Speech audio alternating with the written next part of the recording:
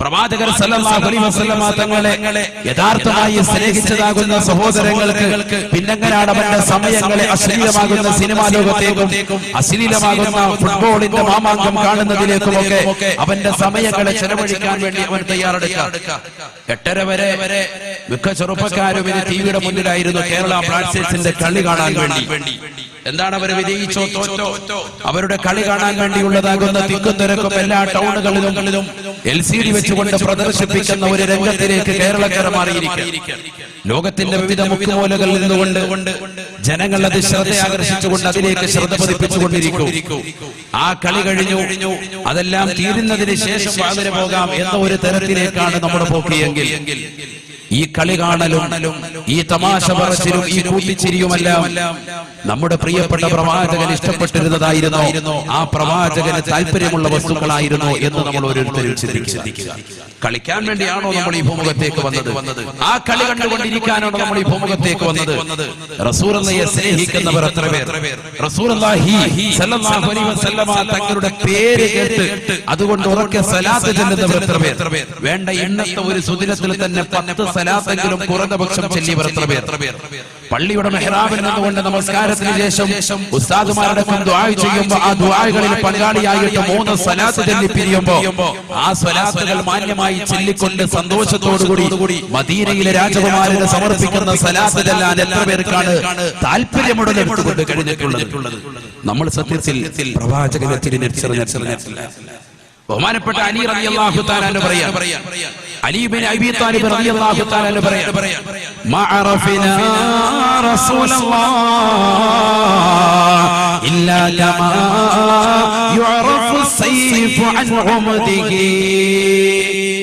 ഹബീബായ നബി സല്ലല്ലാഹു അലൈഹി വസല്ലമ തങ്ങളെ നമ്മൾ മനസ്സിലാക്കിയിട്ടില്ല.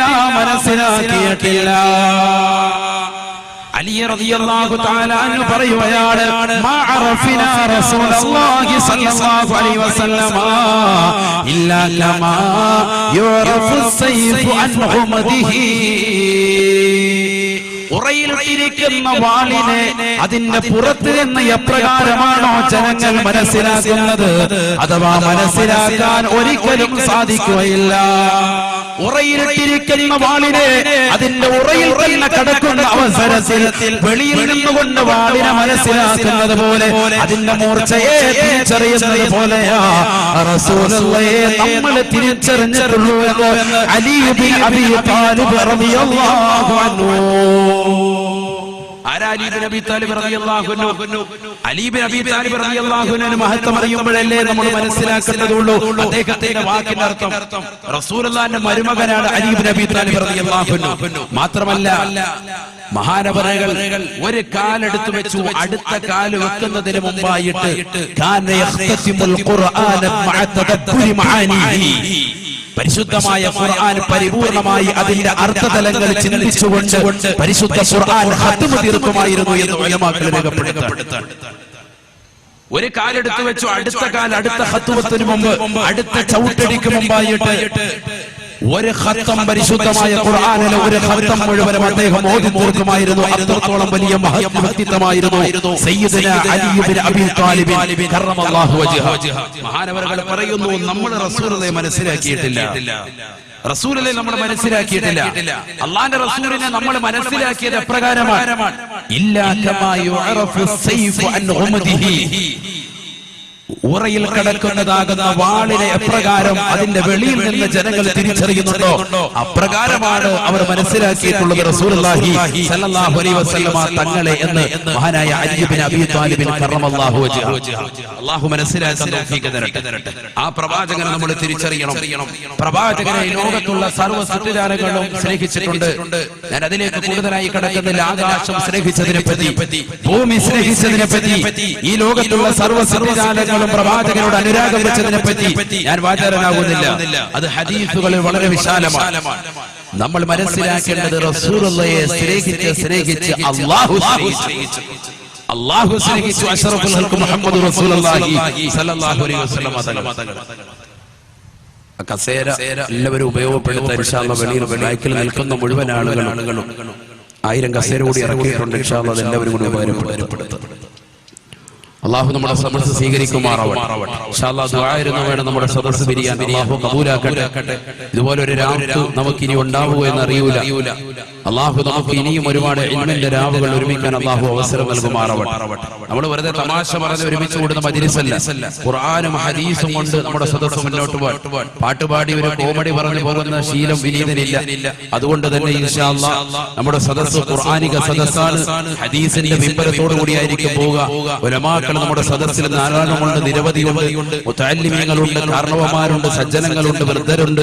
അവരുടെ ഒക്കെ ബറക്കത്തോടെ ഇൻഷാ അല്ലാഹ് നമ്മുടെ സദസ്സ് സ്വീകരിക്കുമാറാവട്ടെ, കബൂലാക്കുമാറാവട്ടെ. ആദരവായ നബി മുഹമ്മദുർ റസൂലുള്ളാഹി സല്ലല്ലാഹു അലൈഹി വസല്ലമ തങ്ങളെ സ്നേഹിച്ചത് അല്ലാഹു സ്നേഹിച്ച പ്രവാചകൻ. ആ പ്രവാചകനെ നമ്മൾ മനസ്സിലാക്കണം. അല്ലാഹു എങ്ങനെയാണ് സ്നേഹിച്ചത്?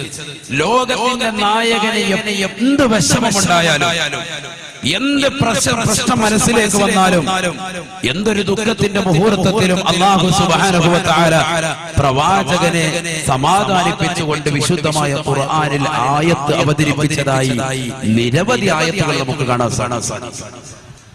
നമുക്കറിയാം, നമുക്കാണ് അല്ലാഹുവിന്റെ റസൂൽ സല്ലല്ലാഹു അലൈഹി വസല്ലമ തങ്ങൾ മുഖേനയാണ് വിശുദ്ധ ഖുർആൻ നമ്മളിലേക്ക് ഇറക്കപ്പെട്ടത്. ആ വിശുദ്ധമായ ഖുർആൻ ഹബീബായ നബി സല്ലല്ലാഹു അലൈഹി വസല്ലമ തങ്ങളുടെ കൈകളിലേക്ക് കൊടുത്തു. ആ പ്രവാചകൻ നമുക്ക് പ്രബോധനം നടത്തി തന്നു. ആ വിശുദ്ധമായ ഖുർആൻ എന്ന് പറയുന്ന കലാമും മൂജസായ കലാമാണ്.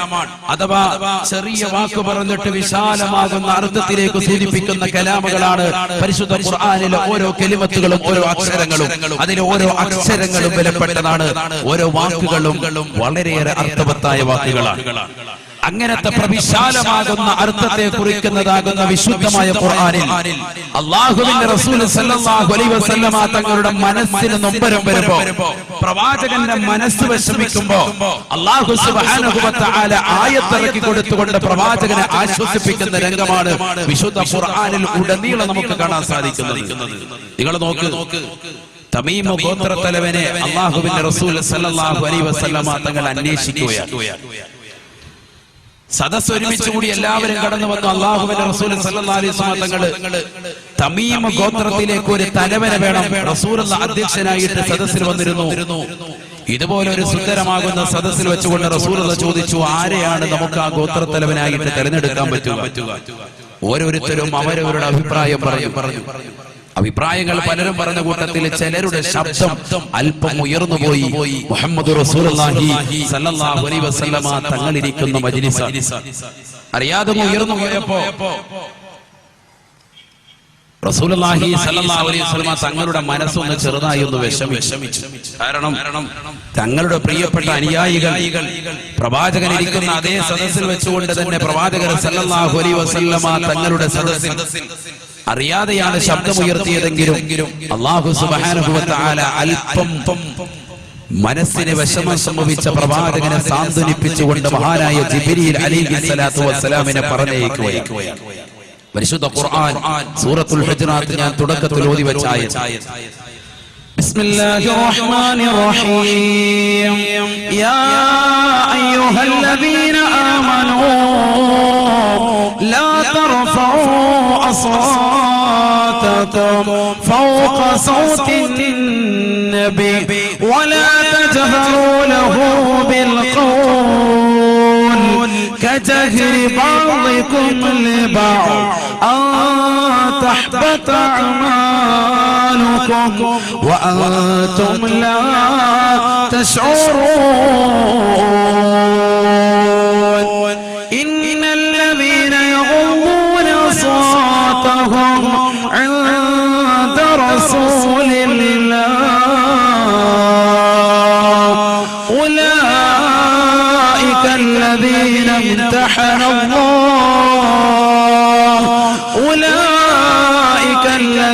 امتحن الله قلوبهم للتقوى لهم مغفرة وأجر عظيم.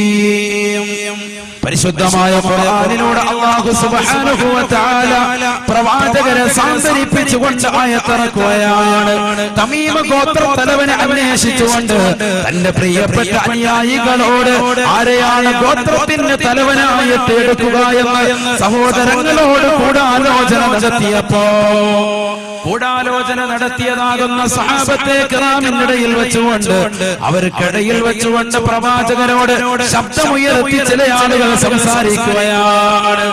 ഉടനെ തന്നെ ജിബ്രീൽ അലൈഹിസ്സലാം കടന്നു വന്നുകൊണ്ട് പരിശുദ്ധ ഖുർആനിന്റെ വാക്യം ഓതുകയാണ്, ഖുർആൻ അവതരിക്കുകയാണ്. യാ അയ്യുഹല്ലദീന ആമനൂ ലാ തർഫഉ അസ്വാതകും ഫൗഖ സൗത്തിൻ നബി. അല്ലയോ മുസ്ലിമീങ്ങളെ, ജനങ്ങളെ, നിങ്ങളിൽ ഒരാളും തന്നെ ഹബീബായ നബി തങ്ങളുടെ ശബ്ദത്തെക്കാൾ ശബ്ദമുയർത്തി സംസാരിക്കരുതേ. ഹബീബായ നബി സല്ലല്ലാഹു അലൈഹി വസല്ലമ തങ്ങളെക്കാൾ ശബ്ദമുയർത്തി നിങ്ങൾ സംസാരിക്കാൻ പാടില്ല.